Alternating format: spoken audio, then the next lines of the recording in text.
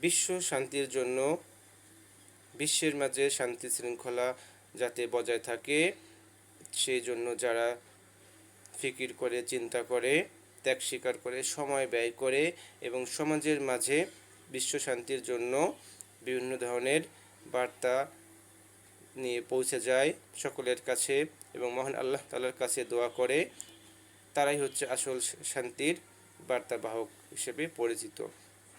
আর যারা বিশৃঙ্খলা করে, অশান্তি চায়, বিশ্বের মাঝে ফাসাদ সৃষ্টি করতে চায়, যুদ্ধ বাঁধাতে চায় একে অন্যের মাঝে, তারা হচ্ছে অশুভ শক্তি।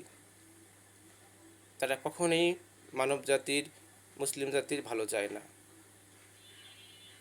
তাই আমরা সকলে অশান্তিমুক্ত, যুদ্ধমুক্ত, ক্ষুধামুক্ত একটি সমাজ, একটি বিশ্ব চাইব এবং যারা যুদ্ধের বিপক্ষে,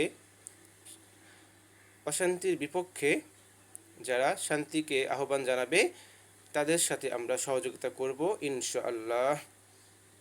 মহান আল্লাহ আমাদের এই নেক নিয়াতকে, সৎ চেষ্টাকে কবুল করুন। আমিন।